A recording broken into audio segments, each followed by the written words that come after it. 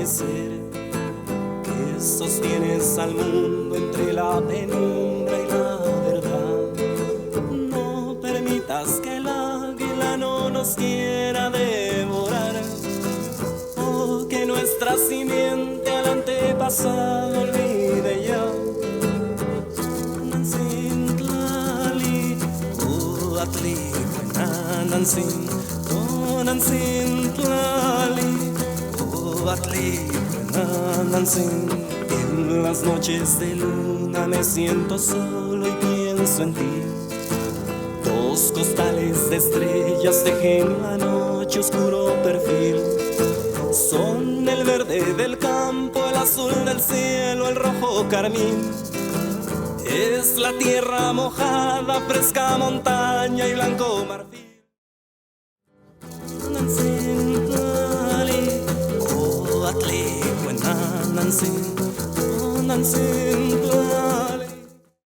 Mi nombre es Edgar Rodríguez Sánchez y ese es el nombre que mi madre me asienta ante un registro civil, pero dentro de la tradición, dentro de la danza, mi nombre es Cali.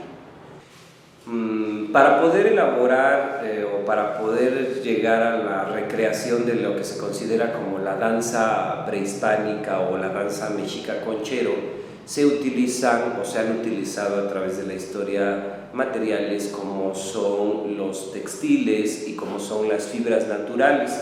Dentro de las fibras naturales que tenemos en la actualidad, pues ya contamos con el algodón, con el lino e incluso con el poliéster, que ya son materiales de la actualidad. Si nosotros fuéramos un poco más puristas dentro de mi trabajo, que es la danza o que es las manifestaciones culturales, tanto de arte como de cultura, y nos pusiéramos exigentes, podríamos ver que los antiguos mexicanos utilizaban las fibras como el enequén, una de las fibras del maguey, uno de los pequeños hilos del maguey, los iban tejiendo, pero esto tenía que ver con los estratos sociales. Las personas que utilizaban las fibras del maguey para hacerse sus atuendos eran personas de condiciones más humildes.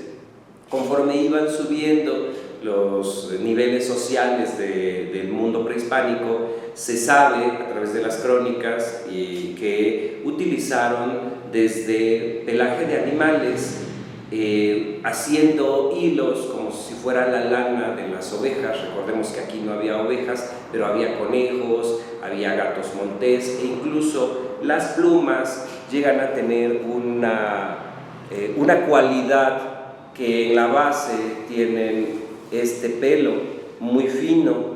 Ya se ha ido perdiendo esa forma de trabajar, pero estas fibras más finas eran desprendidas y eran retorcidas a manera de hacer un tejido, un textil. Esos eran algunos de los materiales que se pueden utilizar hoy en día. Nosotros tenemos que entender que han pasado más de 500 años a partir de la toma de Tenochtitlan, a través de que el mundo europeo y el mundo prehispánico llegaran a una unión. Y claro que la conquista nos trajo una serie de comercio, una serie de transformaciones de los materiales, en los cuales, como lo que serían las plumas, las pieles y algunas piezas naturales como semillas, se siguen utilizando en la actualidad.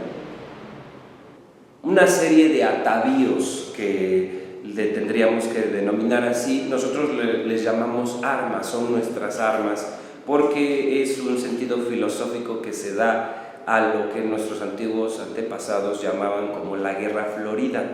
La guerra florida, a diferencia de la guerra común, que es una masacre que ocurre entre dos pueblos, entre dos bandos, la guerra florida representa sí ese transitar de la lucha de la superioridad de un pueblo por sobre otro, pero también representaba un sentido filosófico del entendimiento de a qué venimos a este mundo. Para los antiguos mexicanos se creía que venimos a este mundo conocido como el Tlacticpa o el mundo físico, precisamente a librar una cantidad de batallas que nos van a hacer entender la esencia de nuestro propio ser y la conexión o el lugar que ocupamos dentro de este universo.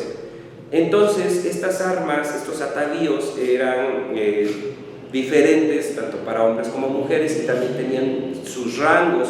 Una persona no podía utilizar rangos superiores a los que tenía un niño noble o un niño que era de una clase más baja. Esto es algo normal y natural en todas las sociedades, que haya una diferencia entre que el noble pueda utilizar un tilmatli hecho de lana, de pelo de conejo, a que el niño noble tenga que utilizar un mashla, como se le denomina a lo que cubre las partes nobles, pues tendría que usarlo de nequén, ¿no? Esa vendría siendo la diferencia. Aquí vamos a determinar qué cosa es estos atavíos.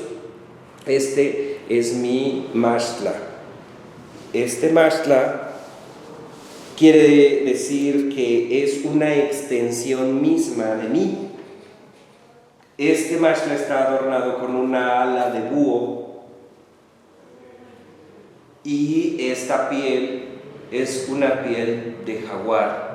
Esto es una piel original, pero cabe mencionar que esta piel de este jaguar fue rescatada prácticamente de la basura.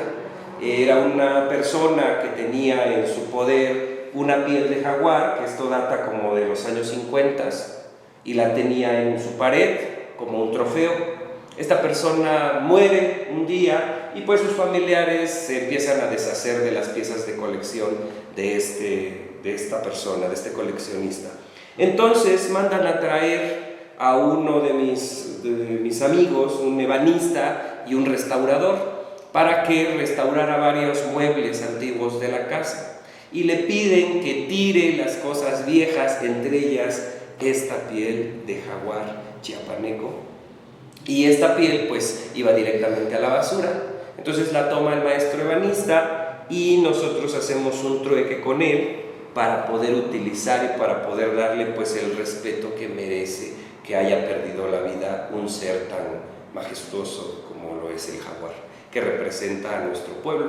Entonces, nuestra creencia para poder utilizar las pieles es que mientras yo dance con esta piel, mientras yo haga un uso ritual de esta piel, el animal no habrá muerto en vano, no habrá muerto por la vanidad solamente de querer poseer la vida del animal, sino que cada vez que yo salgo a danzar y una piedra me corta el pie y me sangro, esa gotita de sangre es para que este espíritu del animal pueda seguir subsistiendo y enseñándome a mí a través de varias manifestaciones. Ese sería uno de los motivos. Esto se le conoce como mashla, mal llamado taparrabo. Eso es algo que, pues es una palabra hispanizada, pero su nombre original vendría siendo mashla o mashtate, le dicen en algunos pueblos dependiendo del náhuatl que se utiliza. Es un ala de un búho.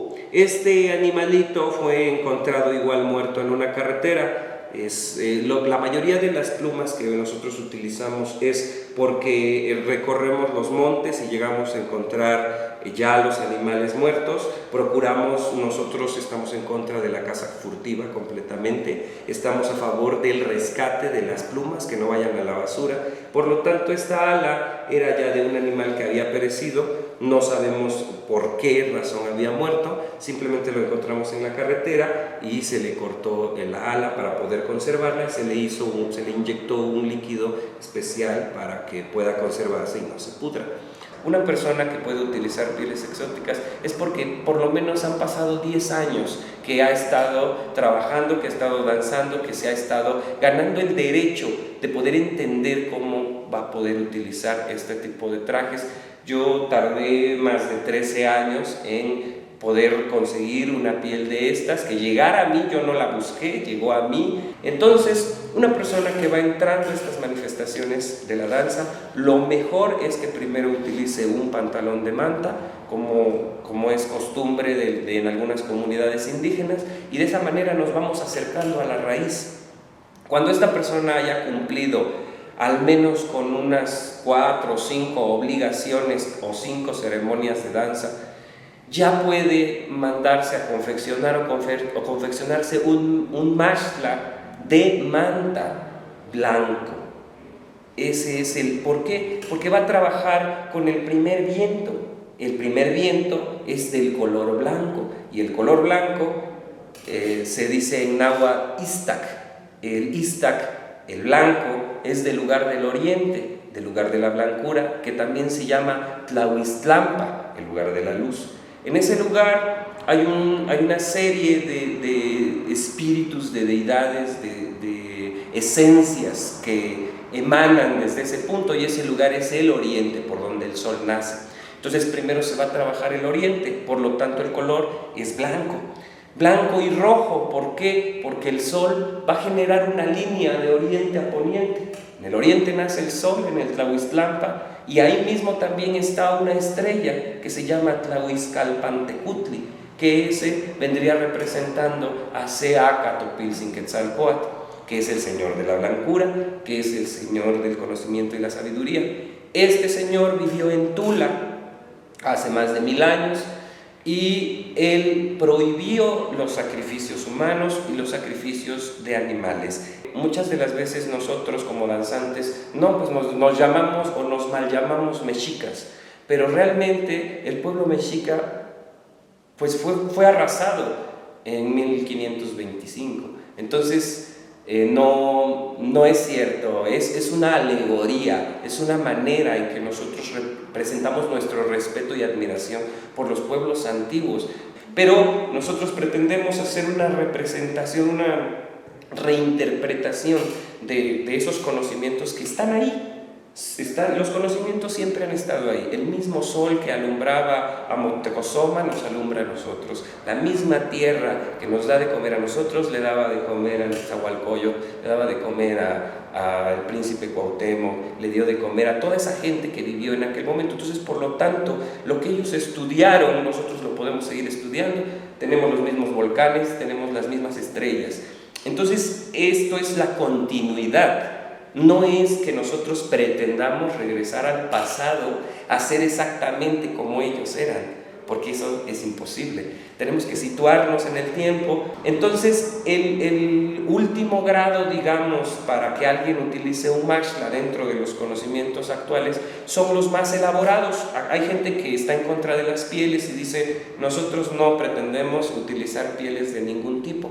Entonces ellos utilizan textiles, pintan los textiles, hacen unos trabajos preciosos de textiles, y últimamente, también en la última década, se ha visto una mezcla y una reinterpretación tanto de los bordados que vienen de la selva chiapaneca, o los bordados que vienen de los otomís, o el trabajo de la chaquira que viene de los huicholes o huirraritari. Entonces ya hay personas que dicen, yo me voy a hacer un mashla, o me voy a mandar a hacer un mashla, pero con el compadre Huirrárica. Y el compadre Huirrárica pues dibuja venados y jicuris, y toda su cosmovisión la dibuja en el mashla, y para nosotros son tesoros. Para esto pues las mujeres usan aretes grandes, tocados en el cabello, que algunos son rodelas, otros son copiles. Y nosotros debemos,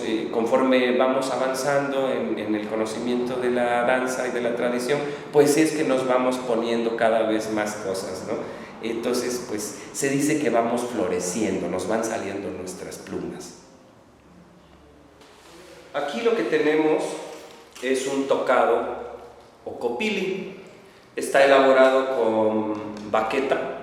Esto es panza de vaca, es la piel de la panza de la vaca. Es un cuero muy resistente, porque pues tiene que estar rígido.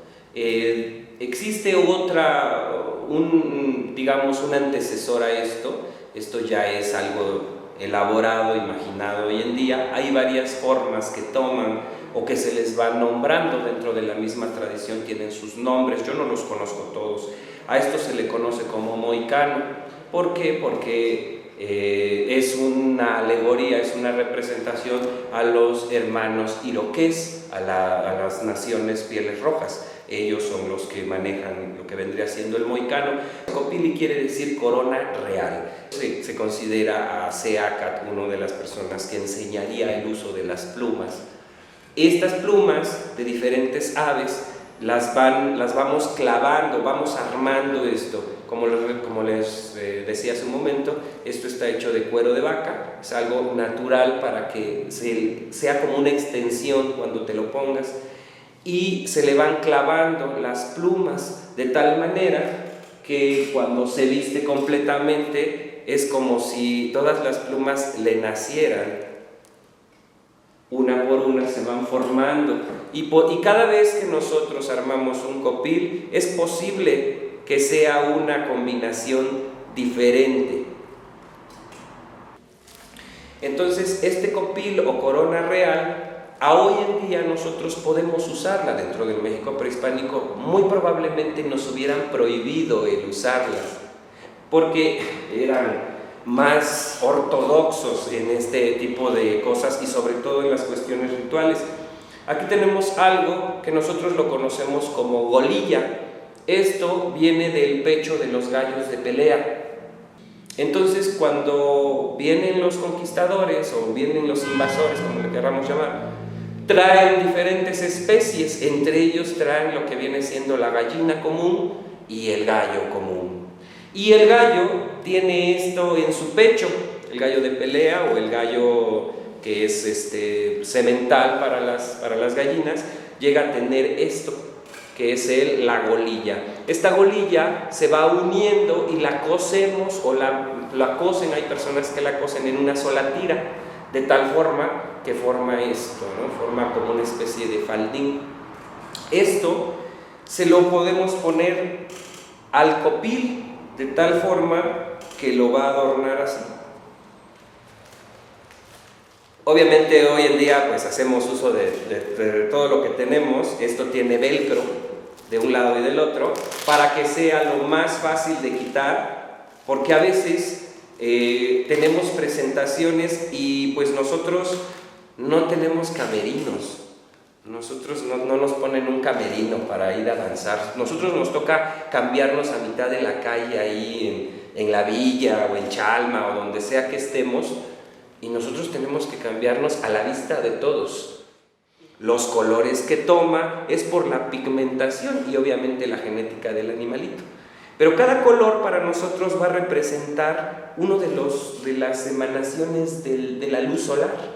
Y entonces cuando las plumas se vuelven azules, para nosotros eso representa que ha tomado una cantidad de energía de ese mismo color. Cuando nosotros tomamos una pluma de guacamaya, repito, estas plumas de guacamaya son de muda, las guacamayas las tiran cada año y nosotros tenemos convenios.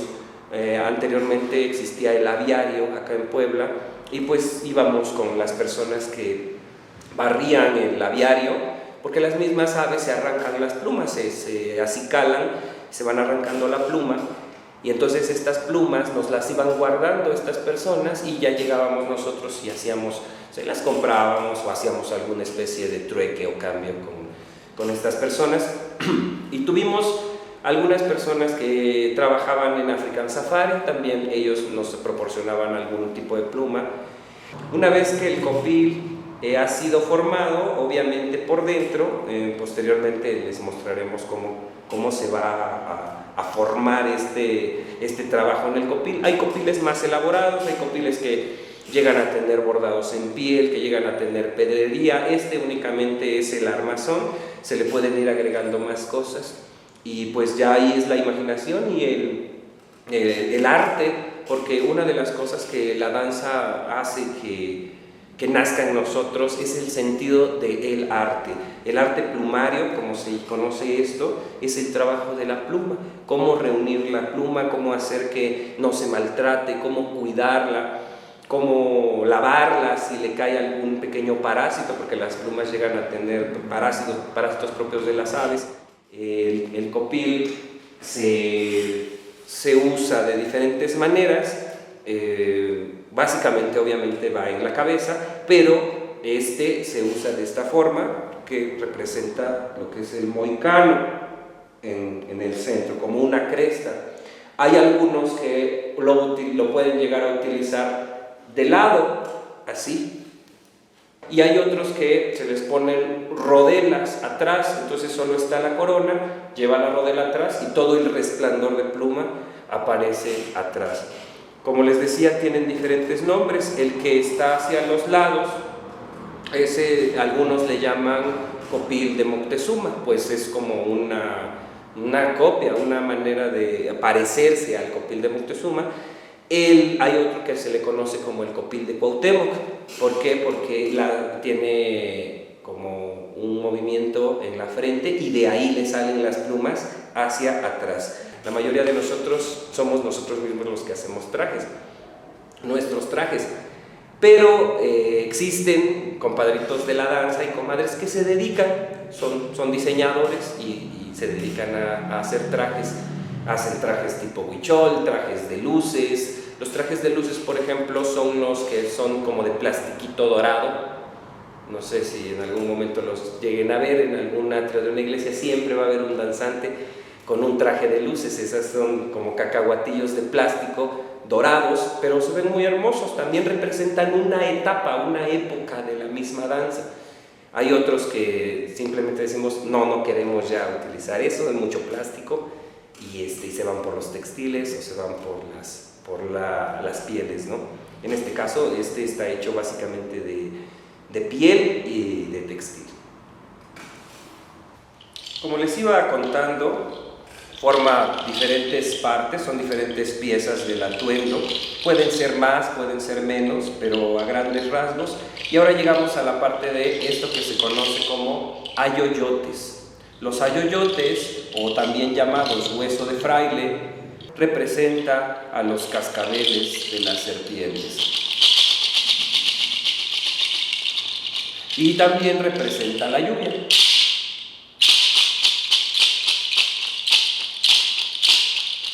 Entonces, el cascabel representa también el dominio de las emociones, y entonces también marca el ritmo con el que la vibración de nuestros pies acaricia la tierra, pues para nosotros la tierra es nuestra madre.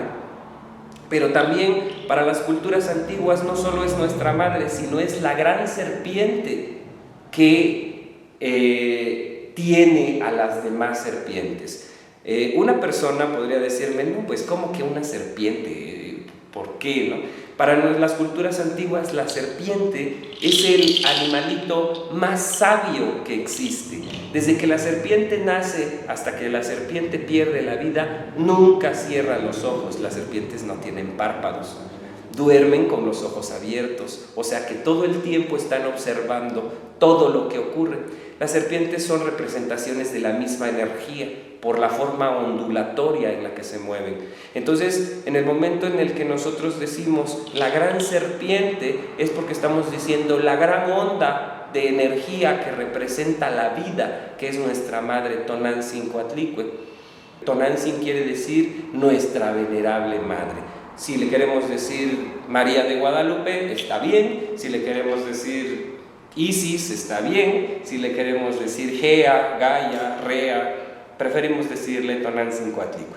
Es la energía femenina de Dios. Entonces esto representa la caricia que nosotros hacemos, la vibración que nosotros lanzamos hacia la tierra, y la tierra nos la retribuye en curación, en bendiciones. Y tenemos esto que vendría siendo el fajín, o también se le conoce como escualmécat, o también se le conoce como faja.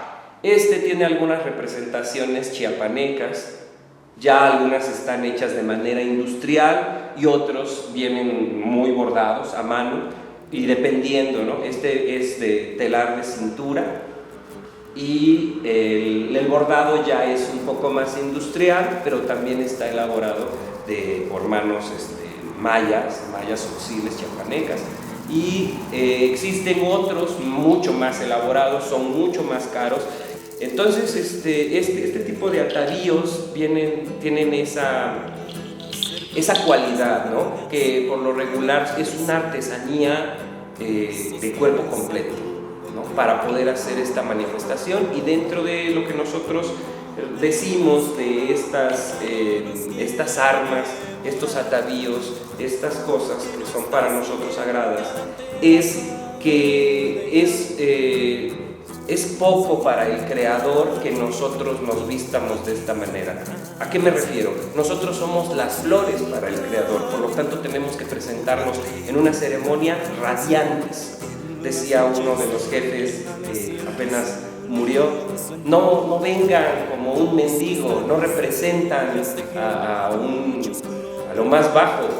Lo que ustedes representan son a los príncipes de una cultura milenaria. Así que por favor, vengan de pipa y guante. Así nos decía el maestro, que el maestro Sergio Segura. Y él nos enseñó eso, que si vamos a entrar a la danza, nosotros somos como una pintura, me decía él. Eres una pintura, ¿a poco vas a utilizar los colores los más baratos? Buscas los mejores porque es lo mejor que tú tienes que dar. Entonces, eso es parte de lo que tiene que representar el atuendo. El atuendo puede ser muy humilde, con manga, con algo muy sencillo, pero tiene que estar bien portado, bien elaborado y tiene que ser representado con esa gallardía que representaban los pueblos antiguos.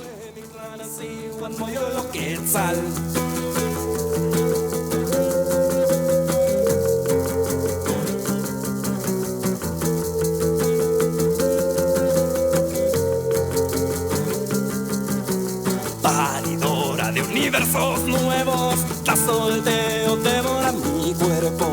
Paridora de dioses ancianos, la solteo devora mis miedos. Nube blanca de horizontes negros, mi clan es igual moyo lo quetzal. Hueito Nancy, Nanancingo Atlico, mi clan es igual moyo lo quetzal.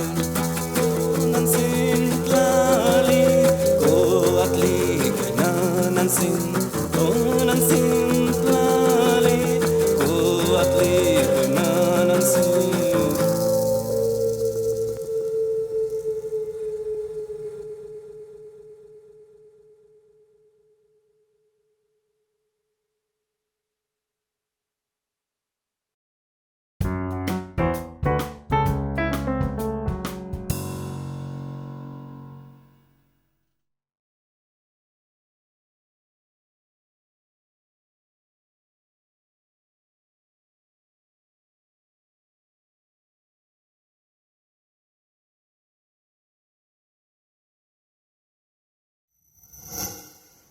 Gobierno de México.